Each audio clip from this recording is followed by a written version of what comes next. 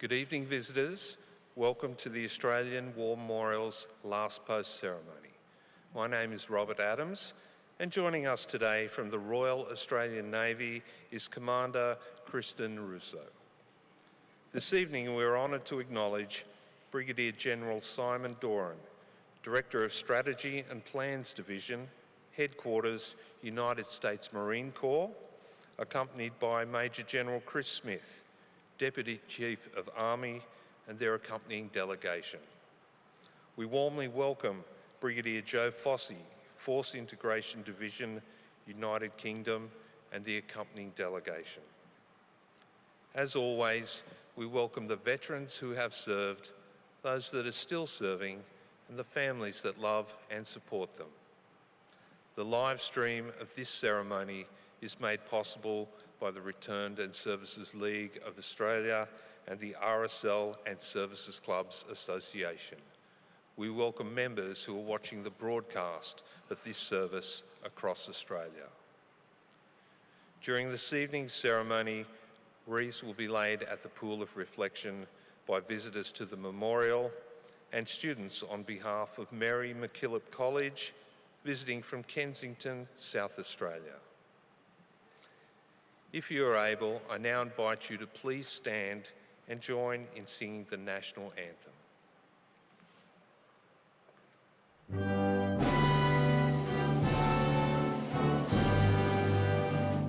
Australians, oh, let us rejoice, for we are one and free. With golden soil and wealth for toil, our home is got by sea. Our land abounds in nature's gifts of beauty, rich and rare. In history's page, let every stage advance Australia fair. In joyful strains, then let us sing, advance Australia fair.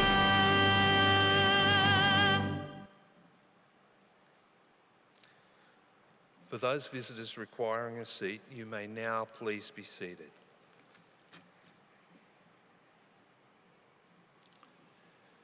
The Australian War Memorial was the vision of Charles Bean, Australia's First World War official historian.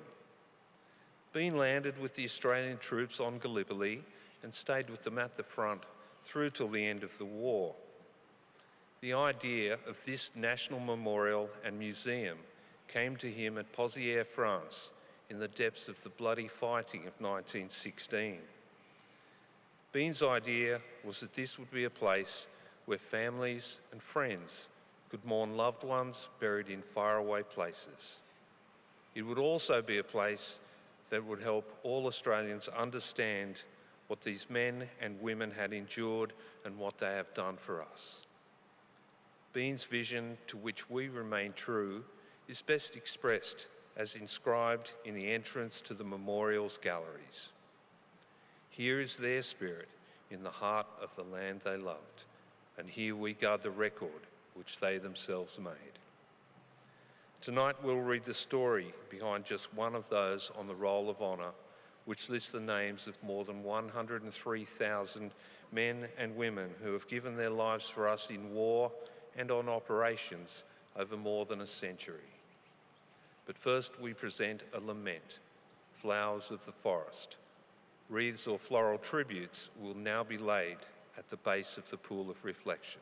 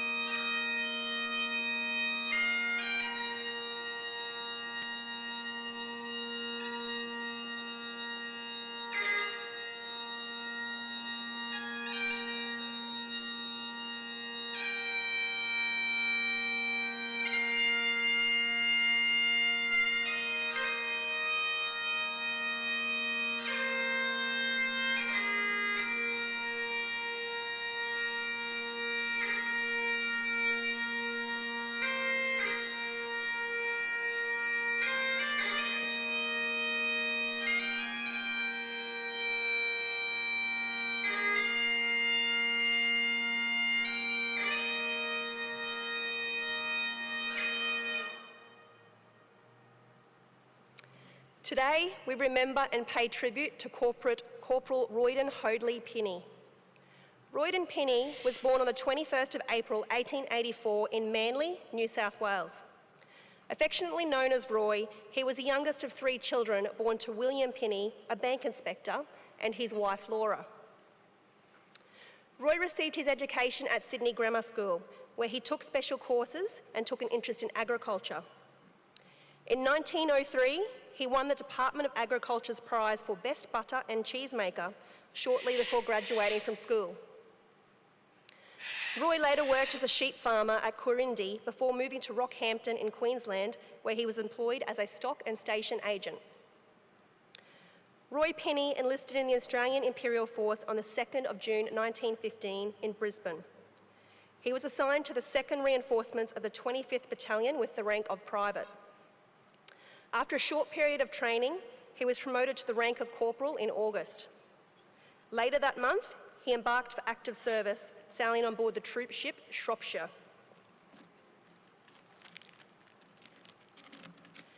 In December of 1915, Corporal Pinhey joined his unit on Gallipoli, where he earned the nickname Pin. Pinhey was evacuated with the rest of his unit just 10 days later when the Allies decided to abandon the campaign. Pinhey and his comrades returned to Egypt to continue training, and in March, the 25th Battalion embarked on the Western Front.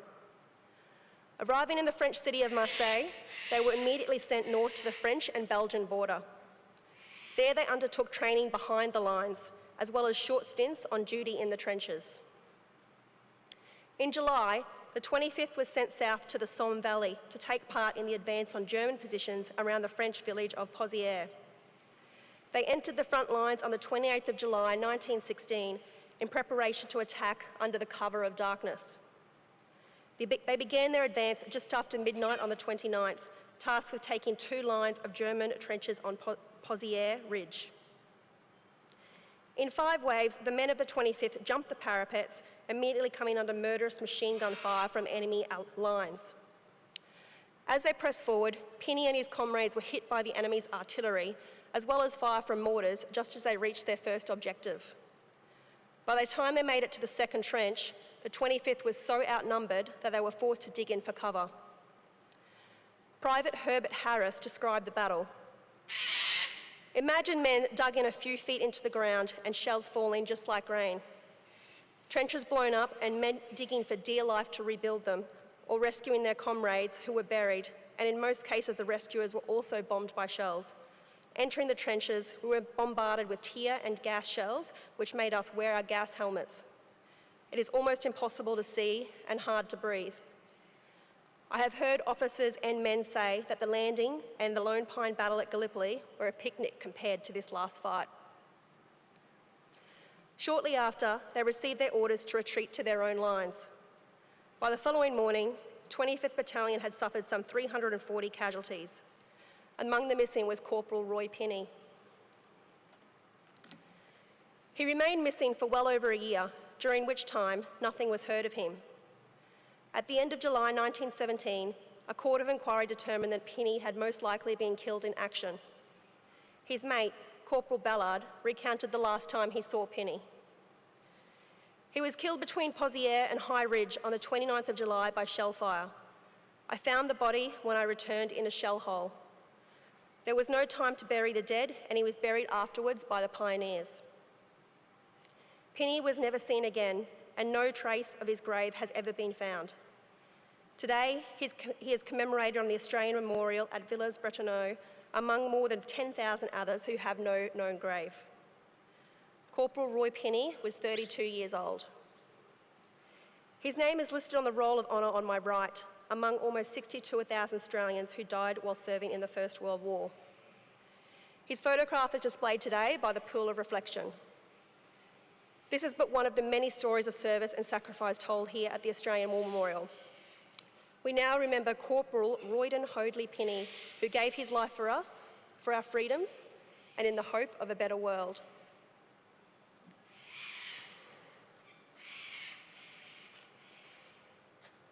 They shall grow not old, as we that are left grow old.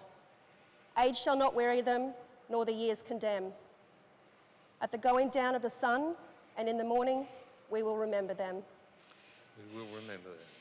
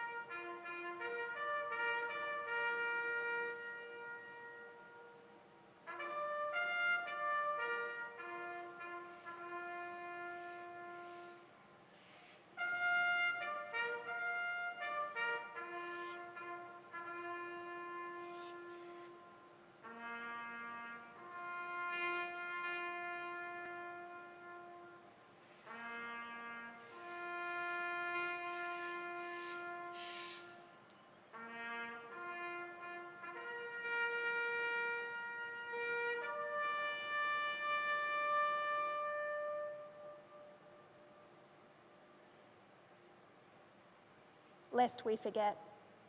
Lest we forget.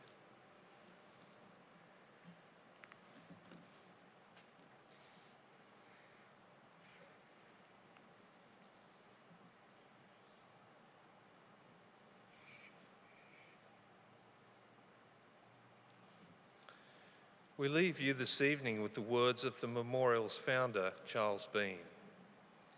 Many a man lying out there at Pozières or in the low scrub at Gallipoli, with his poor, tired senses barely working through the fever of his brain, has thought in his last moments, well, it's over. But in Australia, they will be proud of this. Ladies and gentlemen, girls and boys, that concludes the last post ceremony. On behalf of the Director, staff and volunteers, we thank you for visiting the Australian War Memorial today and for your continued support during the Memorial's development project. We wish you all a very pleasant evening. Thank you.